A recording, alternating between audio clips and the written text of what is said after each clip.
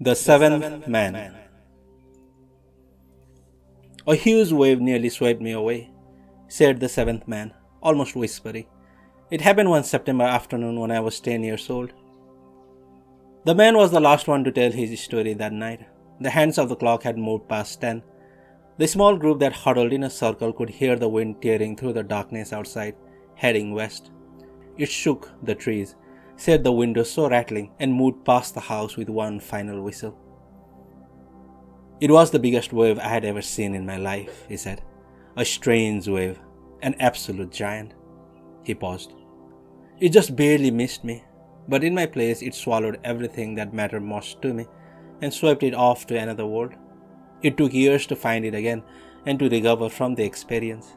Precious years that can never be replaced. The seventh man appeared to be in his mid-50s. He was a thin man, tall, with a mustache, and next to his right eye he had a short but deep-looking scar that could have been made by the stab of a small blade.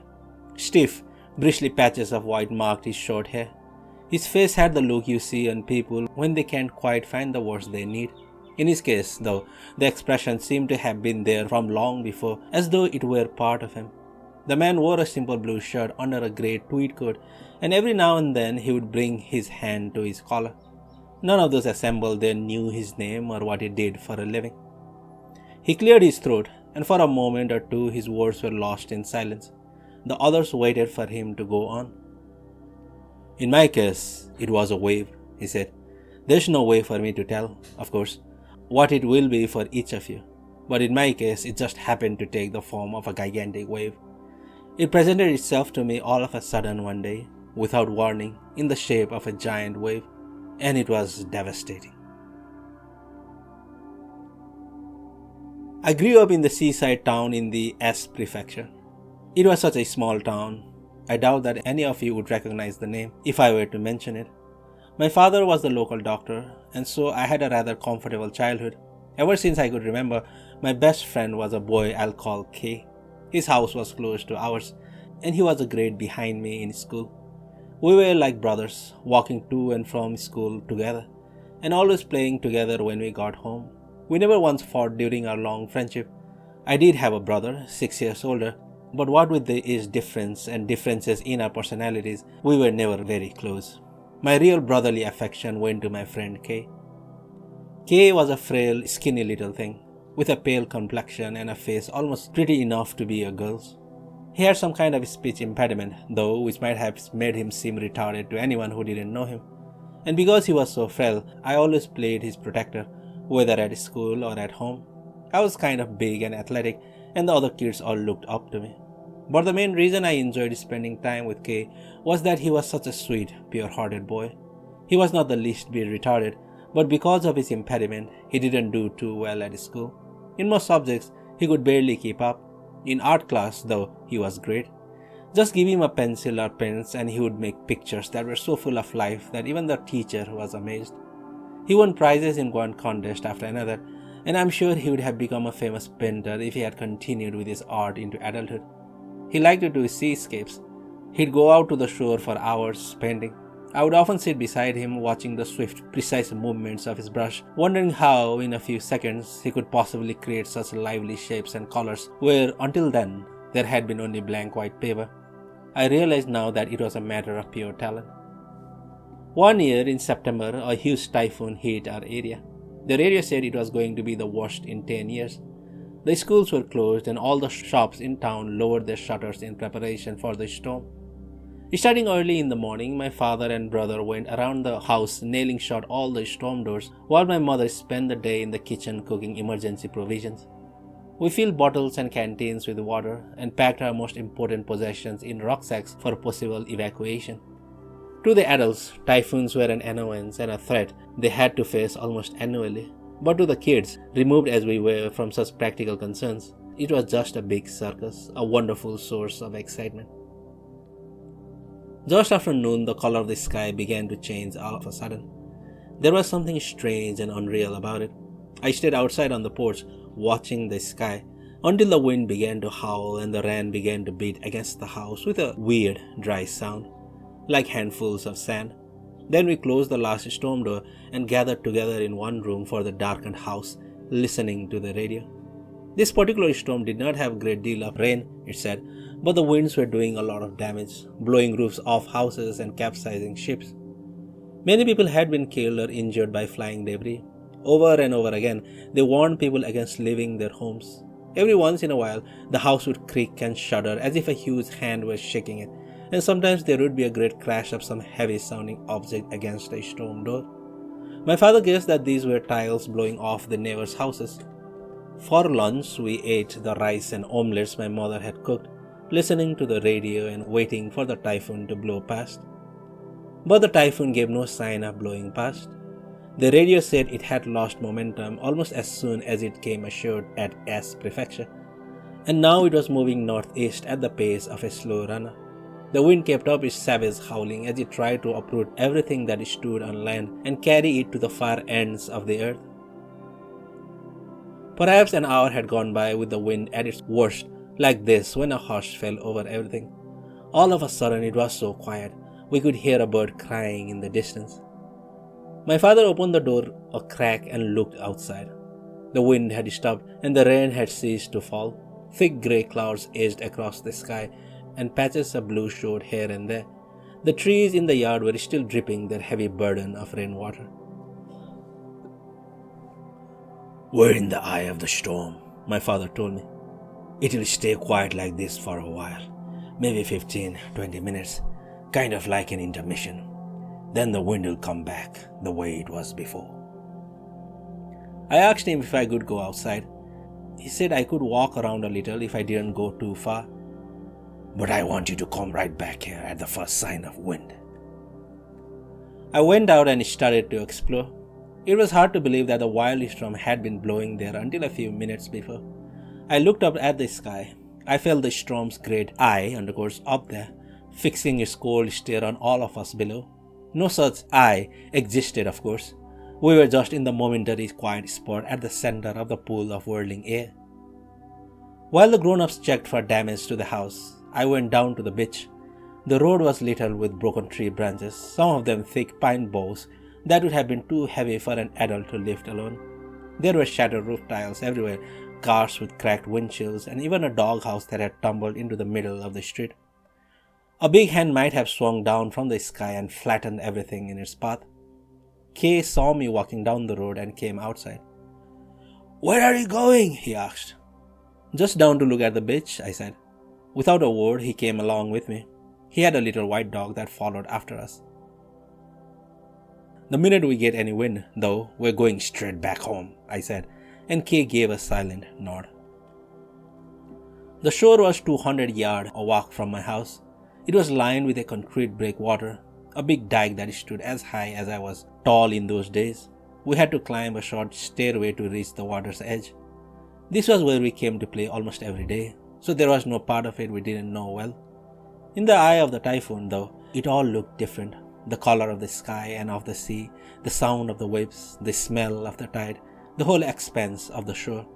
We sat atop the breakwater for a time, taking in the view without a word to each other.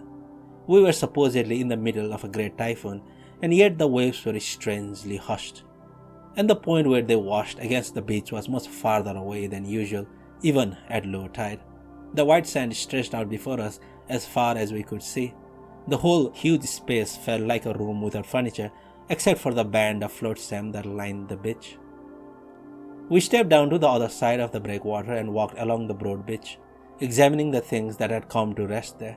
Plastic toys, sandals, chunks of wood that had probably once been parts of furniture, pieces of clothing, unusual bottles, broken crates with foreign writings on them, and other less recognizable items. It was like a big candy store. The storm must have carried these things from very far away. Whenever something unusual caught our attention, we would pick it up and look at it every which way. And when we were done, Kay's dog would come over and give it a good sniff. We couldn't have been doing this more than 5 minutes when I realized that the waves had come up right next to me. Without any sound or other warning, the sea had suddenly stretched its long, smooth tongue out to where I stood on the beach. I had never seen anything like it before. Child though I was, I had grown up on the shore and knew how frightening the ocean could be. the savagery with which it could strike unannounced. And so I had taken care to keep well back from the waterline. In spite of that, the waves had slid up to within inches of where I stood. And then, just as soundlessly, the water drew back and stayed back. The waves that had approached me were as unthreatening as waves can be, a gentle washing of the sandy beach. But something ominous about them, something like the touch of a reptile's skin, had sent a chill down my spine. My fear was totally groundless and totally real. I knew instinctively that they were alive. The waves were alive. They knew I was here, and they were planning to grab me. I felt as if some huge man-eating beast were lying somewhere on a grassy plain, dreaming of the moment it would pounce and tear me to pieces with its sharp teeth. I had to run away. "I'm getting out of here," I yelled to Kay. He was maybe 10 yards down the beach, squatting with his back to me and looking at something. I was sure I had yelled loud enough, but my voice did not seem to have reached him. He might have been so absorbed in whatever it was he had found that my call made no impression on him. Kay was like that. He would get involved with things to the point of forgetting everything else. Or possibly I had not yelled as loudly as I thought. I do recall that my voice sounded strange to me, as though it belonged to someone else. Then I heard a deep rumbling sound. It seemed to shake the earth. Actually, before I heard the rumble, I heard another sound, a weird gurgling as though a lot of water was surging up through the hole in the ground. It continued for a while, then stopped, after which I heard the strange rumbling. Even that was not enough to make Kay look up. He was still squatting, looking down at something at his feet in deep concentration. He probably did not hear the rumbling. How he could have missed such an earth-shaking sound, I don't know. This may seem odd, but it might have been a sound that only I could hear. Some special kind of sound. Not even Kay's dog seemed to notice it, and you know how sensitive dogs are to sound. I told myself to run over to Kay, grab hold of him, and get out of there. It was the only thing to do.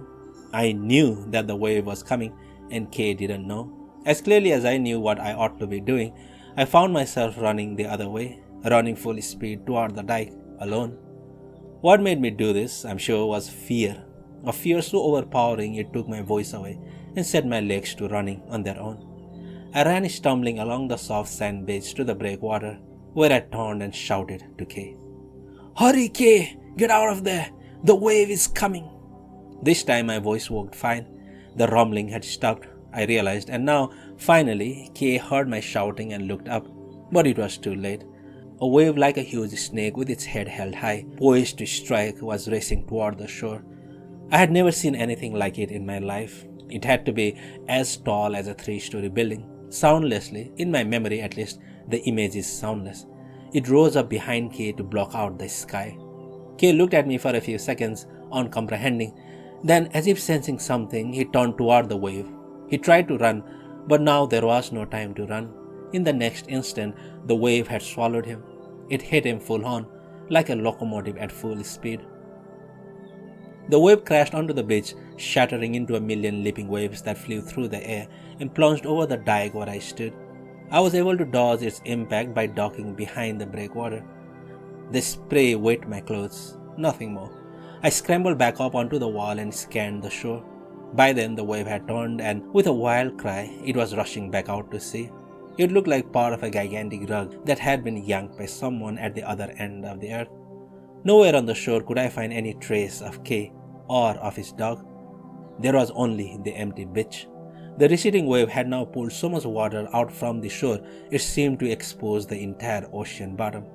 I stood alone on the breakwater, frozen in place.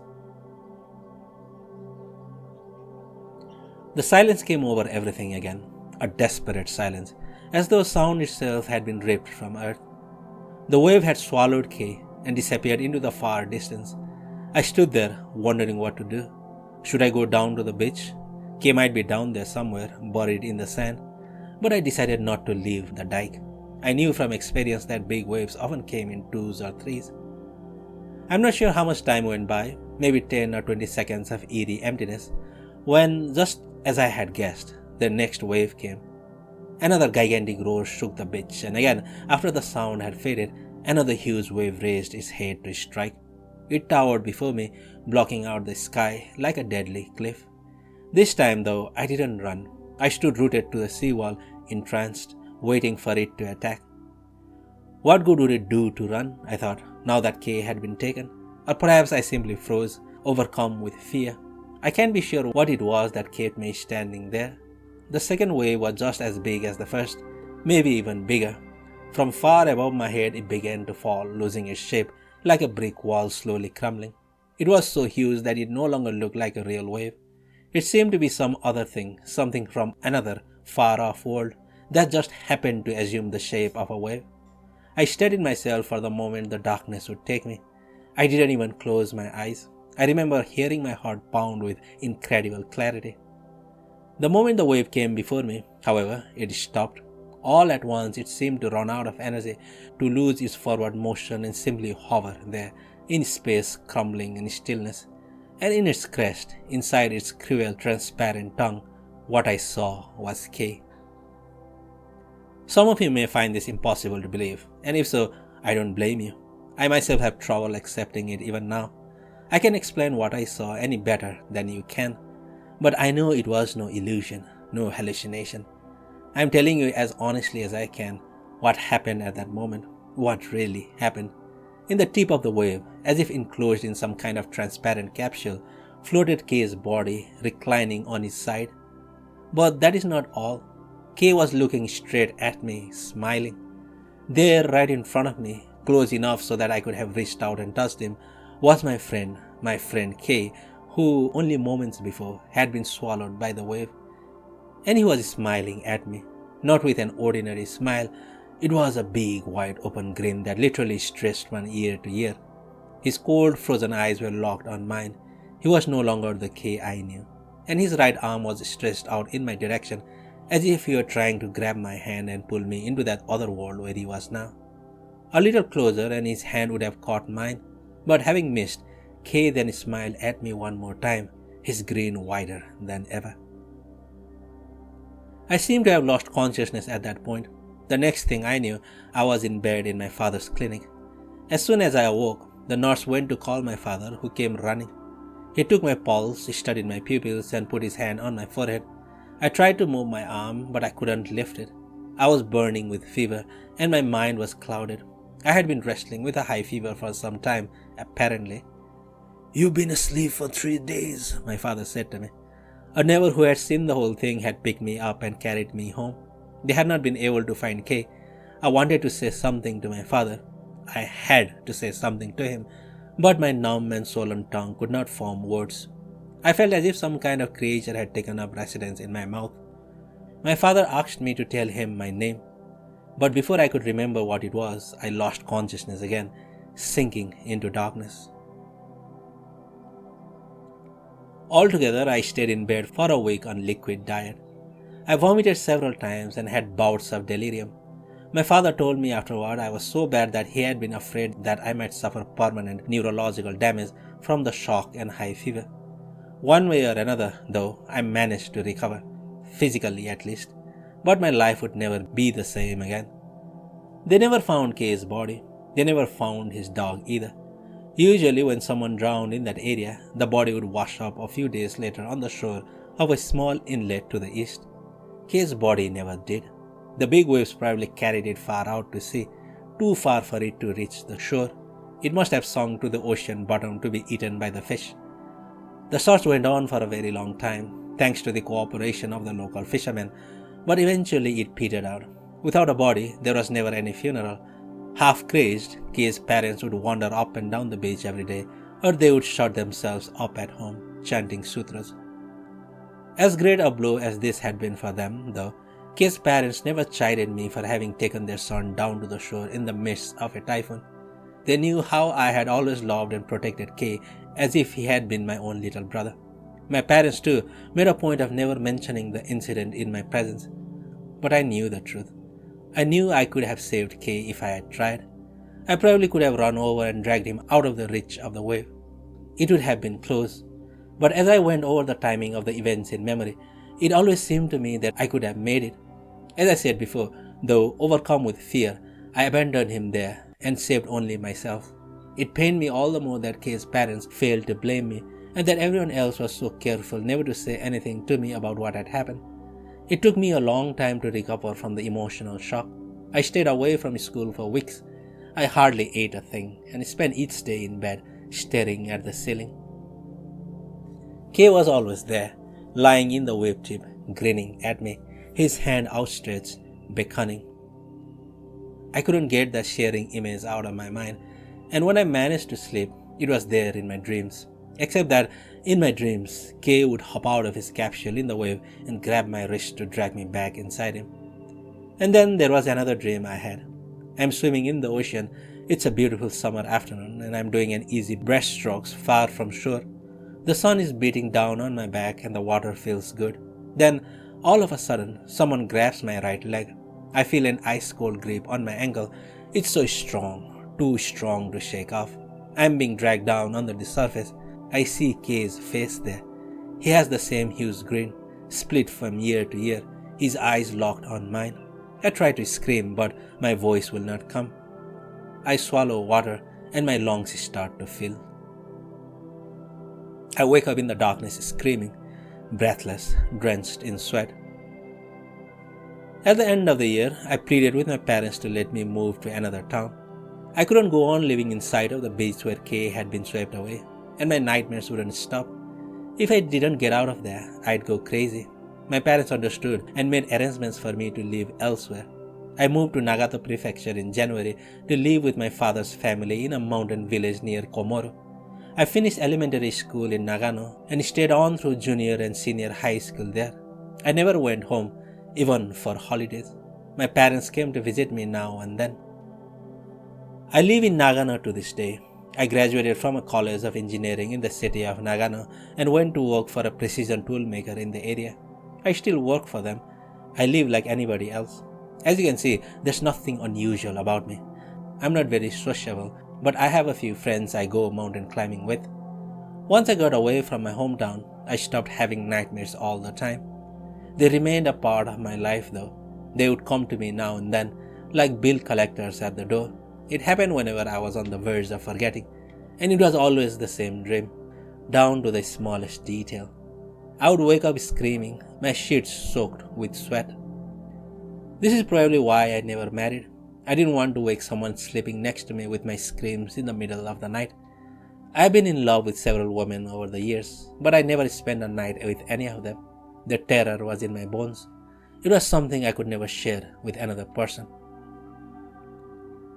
I stayed away from my hometown for over 40 years. I never went near the seashore or any other.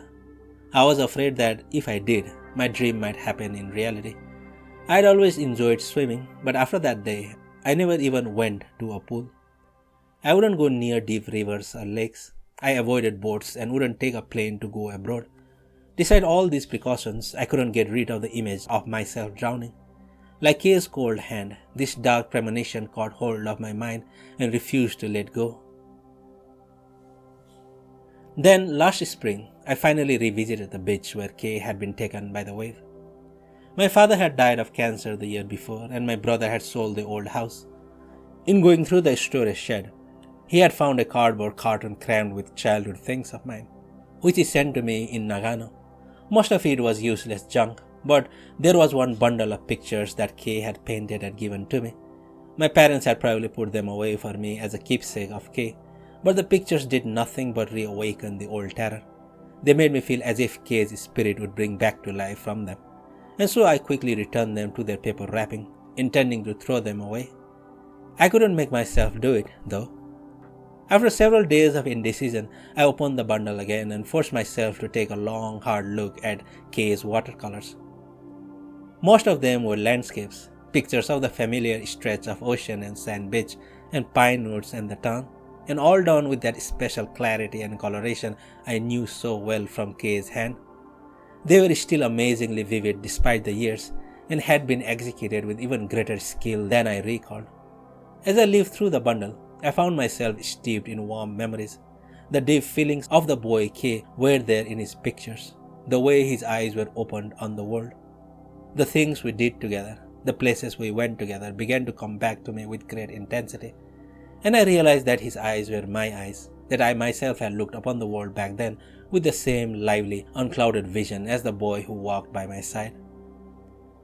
I made a habit after that of studying one of Kay's pictures at my desk each day when I got home from work. I could sit there for hours with one painting. In it, I found another those soft landscapes of childhood that I had shut out from my memory for so long. I had a sense, whenever I looked at one of Kay's works, that something was permeating my very flesh. Perhaps a week had gone by like this when the thought suddenly struck me one evening. I might have been making a terrible mistake all those years. As he lay there in the tip of the wave, surely Kay had not been looking at me with hatred or resentment. He had not been trying to take me away with him. And that terrible grin he had fixed me with, that, too, could have been an accident of angle or light and shadow, not an conscious act on Kay's part. He had probably already lost consciousness, or perhaps he had been giving me a gentle smile of eternal parting. The intense look of hatred I had thought I saw on his face had been nothing but a reflection of the profound terror that had taken control of me for the moment. The more I studied Kay's watercolor that evening, the greater the conviction with which I began to believe these new thoughts of mine. For no matter how long I continued to look at the picture, I could find nothing in it but a boy's gentle, innocent spirit. I went on sitting at my desk for a very long time. There was nothing else I could do. The sun went down, and the pale darkness of evening began to envelop the room. Then came the deep silence of night, which seemed to go on forever. At last the scales tipped, and the dark gave way to dawn.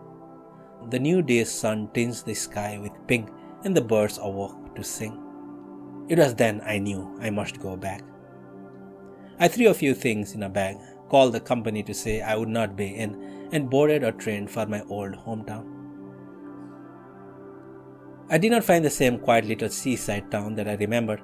An industrial city had sprung up nearby during the rapid development of the 60s, bringing great changes to the landscape. The one little gift shop by the station had grown into a mall, and the town's only movie theater had been turned into a supermarket. My house was no longer there. It had been demolished some months before, leaving only a scrape on the earth. The trees in the yard had all been cut down, and patches of weeds dotted the black stretch of ground.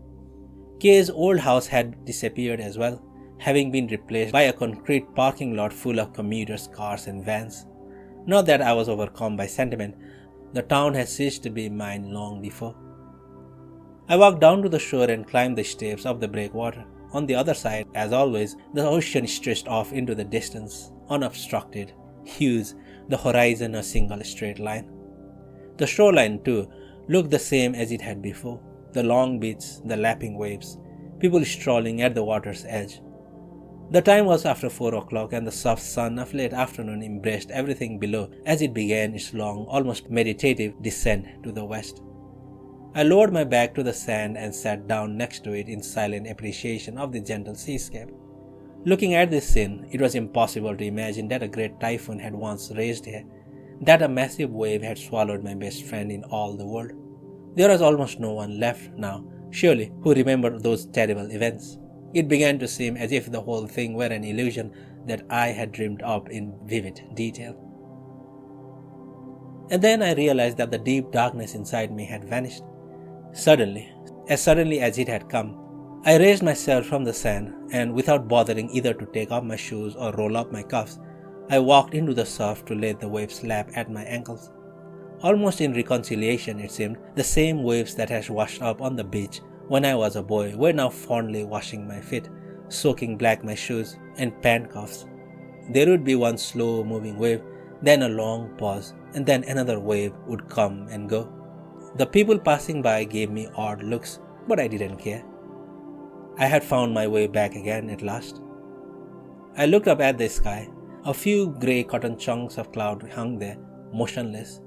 They seemed to be there for me, though I am not sure why I felt that way.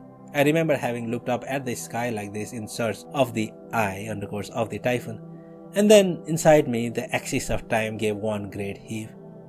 40 long years collapsed like a dilapidated house, mixing old time and new time together in a single swirling mass.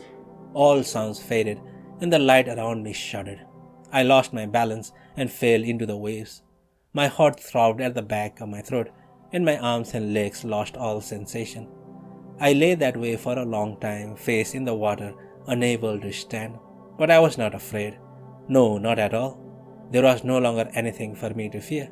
Those days were gone.